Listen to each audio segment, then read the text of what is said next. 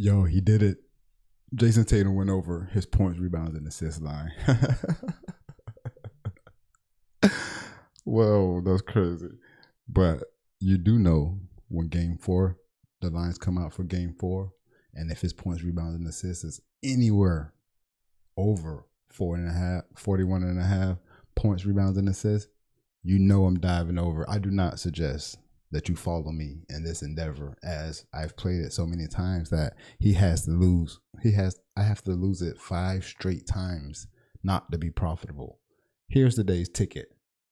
Bro, I looked over the 2 games, the Nick and Pacer game and the Nick Pacer game and the Denver Minnesota game. There are no sharp plays. There are nothing heavy on those games.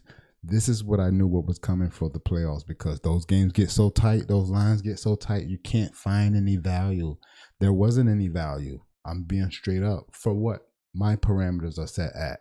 That isn't. If you watched my live last night, I'm sure you saw more of what I look for when I'm choosing these plays.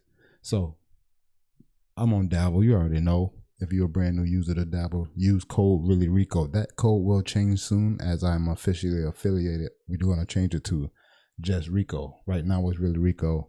You already know. Let's get this dough.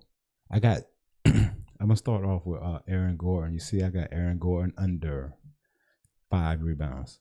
If you look over, I got Aaron Gordon under 5 rebounds. But if you look, right, we have the line is at 4.5 and the under is plus 130. Okay, which means they expect them to go over. It's minus 150. I saw this, right, and I was like, oh yeah, Aaron Gordon over 4.5 rebounds. But on Dabble, the line is at 5.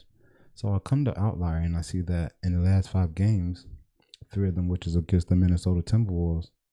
What the fuck is happening? This is not the Los Angeles Lakers. I don't even care about these 2 games because the Los Angeles Lakers don't rebound like the Minnesota Timberwolves do.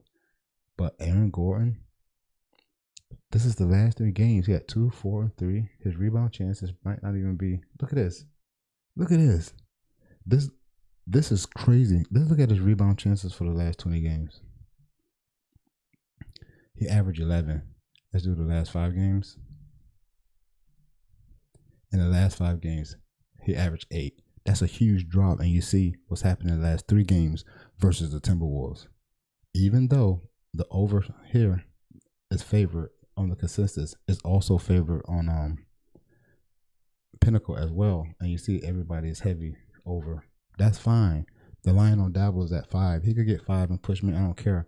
But from what he showed me versus the Timberwolves, I, for one, am going under 5. I have it at 5. If you have the line at 4.5 somewhere, go over.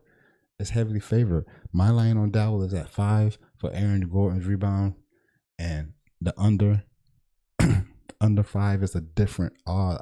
I guarantee it's a different odds. I don't see it anywhere, but the over right now is favored 4.5 at minus 150 almost everywhere. I went the other way. You see it. I went the other way. You see it right here. Next, we're going with Mike Conley, less than 6 assists. Let me show you something real quick. Yesterday he pushed me. He had 6. It was at 6. I took it at 6. He pushed me. He had 6 assists. Where's Mike Conley's assist? Right here. It's at 6.5. Look, it's at 6.5. Under 6.5. It's heavily favored here. I have it heavily favored under 6.5, but Dabble is at 6. And look, let's look at the last 5 games. You see the last 3 games, obviously, against Denver, but he had 6 in back-to-back games. You know, potential assist is 9.5. That's converting very well to have 9 or 10 potential assists and end up with 6 in both those games. That's impressive. That's extremely impressive. However, because it's just that, and those potential assists are not that high, I'm going under 6. It's under 6.5 if you can find it. I would like it even more, but Dabble has it under 6, and that's what I'm rocking with. As you can see, bro, those are the only 2 basketball NBA plays on this ticket. So I'm getting to my strikeout parlays. The MLB is going to be the only play that we have all summer long, especially even when we get closer to the finals. Those NBA games are going to be so tight. It's not going to be worth me investing in any player props during the NBA when it get closer to finals when I got the MLB with all this fucking value available. So Zach Gallen, more than 5 strikeouts. Let's go look at Zach Gallen. More than 5 strikeouts. Under 5.5 is at minus 129. I'm on Dabble with the whole number. You know, if you push, it just drops it down from a 5-man to a 4-man. You know something I did not know? I hit 3 of these 5-man flex plays that lost 1 leg yesterday. I don't count them as wins. So I lost those 5-man parlays, but it pays out 2.5 if you miss 1, and it pays out 0.4 if you miss 3.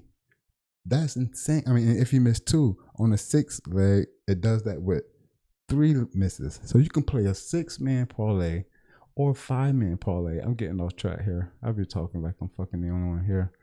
But where is it? So this is a 5-pick hedge. So 1, 2, 3, 4, 5. If one of these, it's 10x if all 5 hit. If one of these lose, I win 2.5 times.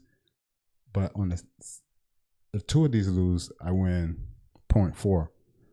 It's the same thing on the 6-man.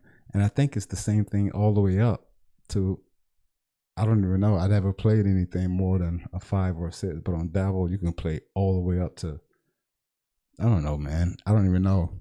12 picks. I think you could play 12. 8 is 100. 12 is 250. And sometimes when they run a special, they have the 1,000 X payout. I'm not sure how many you have to hit. It's got to be like, I don't know. But that's just way too far for me. I'm not interested in that. Hey, look, Braxton Garrett less than 4 strikeouts. Let's go see what Braxton Garrett working with. I'm glad that I found this because you see under 4.5 is minus 165, even though in his last 5 games he's hitting this a couple times. I think I played it on hits allowed also. Braxton Garrett less than 4 strikeouts. I put it less than 4. Dabble. No hook here, but it's the play is less than 4.5. One more is Zach Wheeler, but I have his hits allowed to go under. I'm so tired. I can't wait to go to sleep. I will not be streaming tonight. I'm going to bed. Zach Wheeler hits right here. I have it under, I think. I'm sorry. I have it under. Zach Wheeler less than 5 hits. Okay. And then the under is plus 116 on the consensus. I'm pretty sure. Yeah. You see that you don't see it on a bunch of fantasy places. It's only on Caesars and DraftKings. I think that just moved because you say I got that bitch on Dabble. Make sure that it's hits allowed. Zach Wheeler less than 5 hits allowed. They have him at 4.5. They have him under 4.5 hits allowed at plus 116. That's interesting because let's look at his last 5 starts. In his last 5 starts, he's gone under 3 out of the 5 games. He's averaging 6 innings pitched. Batters faced. 24 batters faced. That's for hits. Yeah. 24 batters faced and giving up 3.2 hits. Like, I don't know. The under is plus. He has no history. Does he have history? This is Zach Wheeler. Go the other way. I don't know if he has history against the Marlins or they played against the Marlins. Go to the other side against Zach Wheeler. There's a lot of green over here. Not as much as the opposing pitcher. However, that's what I'm jumping on. Hey, obviously, you see 5-pick hedge because one of these can lose. I don't care if one of these lose. I do care. I played like 4 of these. I only could have time to do 1. There's not a lot in the NBA. I have no more plays in the NBA. The rest of them are MLB plays. I will post them to Twitter. Follow my Twitter at Rico Really Ready. I hope I will put that in the description. If I haven't, somebody remind me. Sorry if I didn't get to do that. But you already know. Let's get this dough.